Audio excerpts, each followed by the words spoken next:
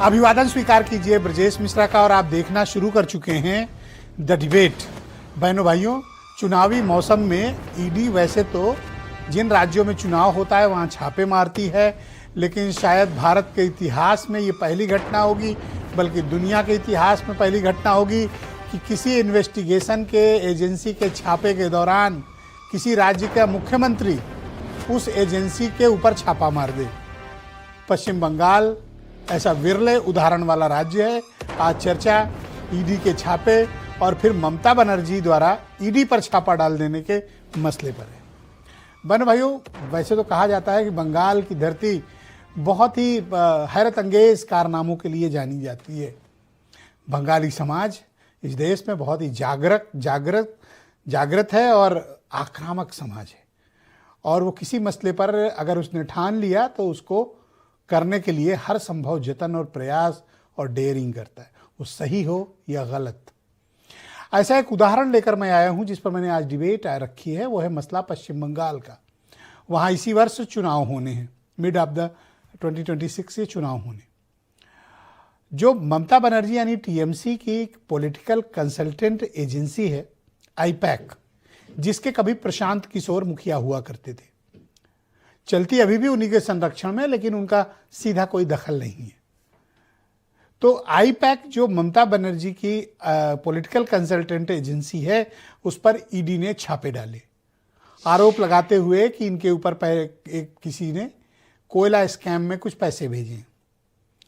तो जैसे ही छापे की कार्रवाई आईपैक और उसके डायरेक्टर पे शुरू हुई, ममता बनर्जी को ज्यों ही खबर मिली, उन्होंने तुरंत प्रतीक जैन जो आईपैक के डायरेक्टर हैं और जहां पर उनका दफ्तर है, दोनों जगह ममता बनर्जी ने पुलिस कमिश्नर कलकत्ता के साथ छापा मार दिया। यानी ईडी के छापे के ऊपर छापा पड़ गया, और जितने भी पॉलिटिकली सेंसिटिव डॉक्यूमेंट्स थे, जिसमें ममता बनर्जी का ये कहना था कि उनकी पार्टी की रणनीति, आगामी विधानसभा के चुनाव में प्रत्याशियों के चयन, प्रत्याशियों के नाम, वोटर के सर्वे, रणनीतिक तौर तरीके और पॉलिटिकल कैंपेन की डिजाइन, इन्फोर्समेंट डायरेक्टरेट पर उन्होंने आरोप लगाया कि यही ले जाने के लिए या हमारी रणनीति जानने के लिए आईपैक पर ईडी ने छापा डाला है। तो ममता बनर्जी ने वहीं पर ईडी से सारे डॉक्यूमेंट छीन लिए, ऐसा ईडी कह रही है। ममता बनर्जी का कहना है कि वो अपने डॉक्यूमेंट्स लेकर आई। सच्चाई क्या है? मामला कोलकाता हाईकोर्ट में है, आज थोड़ी हेयरिंग हुई, अब आगे भी सुनवाई होगी। जब सब ये चल ही रहा था तो ईडी के अफसरों से ममता बनर्जी वो सारे कागज छीन लाई। दुनिया के इतिहास में ये उदाहरण नहीं मिलेगा आपको कि एक राज्य के सिटिंग मुख्यमंत्री इतना दुस्साहस दिखाएं कि जहां छापा चल रहा हो वहां पहुंच जाए। वैसे सामान्य तौर पर जहां छापे चल रहे होते हैं, आम आदमी भी उससे 10 किलोमीटर दूर रहना चाहता है, कोई पढ़ना नहीं चाहता। लेकिन शायद ममता बनर्जी एक दुस्साहसिक नेता हैं, इसका मुजाहिरा वो कई बार कर चुकी हैं। इस बार भी उन्होंने यही किया, ईडी के चलते छापों के बीच कूद गई और अपनी पार्टी के सारे सेंसिटिव पेपर्स ईडी से छीन लाई। यानी वो रणनीति, उनका आरोप है कि बीजेपी के लिए ईडी आई थी जो मैंने नहीं लेने दी।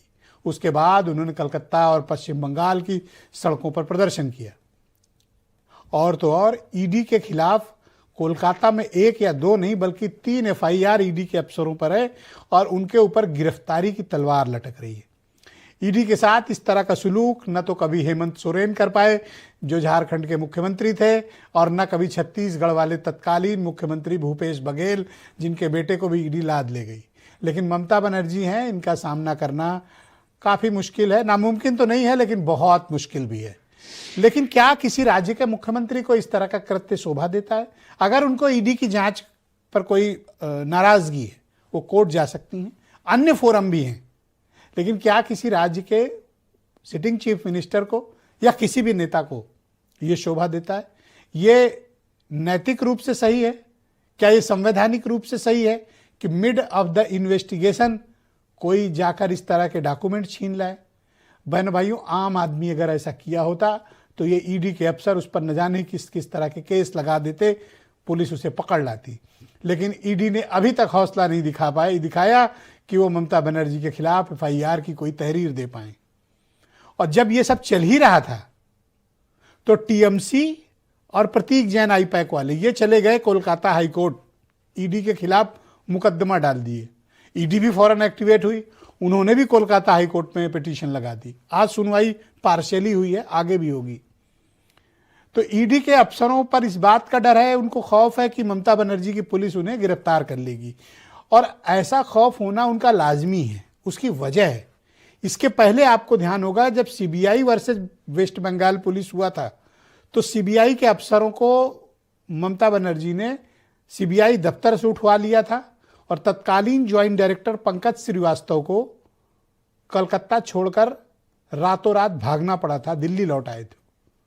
बाद में किसी तरह सुलह समझौते के बाद CBI ने कहा कि हम अपनी साख को इस तरह नहीं खराब करेंगे और हम इस तरह की कार्रवाई में CBI सामान्यतः शामिल नहीं हुई उसके बाद। लेकिन अब ED सामने आई है तो ममता बनर्जी ने वैसे ही काम किया है ED वालों के साथ। क्या ED अब एक्टिवेट होने की कोशिश करेगी? क्या वहां पर पश्चिम बंगाल में कुछ और भी कार्रवाई करेगी, या फिर ममता बनर्जी अब आमना सामना करने के लिए तैयार हैं?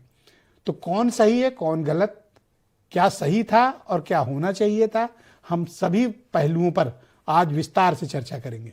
आप कुछ बयान सुने। हमारा IT ऑफिस में आके सब लैपटॉप से सब निकाल के लिया, हमारा डेटा, हमारा SIR का डेटा, हमारा पार्टी का पुलिस का डेटा, हमारा कैंडिडेट का लिस्ट, हमारा बूथ प्रेसिडेंट का लिस्ट, आप प्रतीक का घर में भी जाके किया है, आप हमारा IPAC ऑफिस में आके भी किया है। बीजेपी का माफी का हम बेनामी नहीं करते हैं। आजाद भारत में बंगाल में जो हुआ वो आज तक नहीं हुआ कि एक सिटिंग मुख्यमंत्री एक प्राइवेट प्रॉपर्टी में घुसकर जहां मनी लॉन्ड्रिंग की कार्रवाई चल रही है ED के द्वारा, वहां चली जाए, ED के लोगों को धमकाए और पेपर स्नैच कर वॉकआउट कर जाए। तो इस देश में बहनों भाइयों कुछ भी आज़ाद भारत के इतिहास में पहली बार ही हो रहा है। तो इन दिनों पहली बार का चलन शुरू हुआ है। तो ये इकलौती डेयरिंग चीफ मिनिस्टर हैं जिन्होंने ये कांड करके दिखाया, सुलखान सिंह साहब। ये अपने आप में बहुत अचरज करने वाली बात है।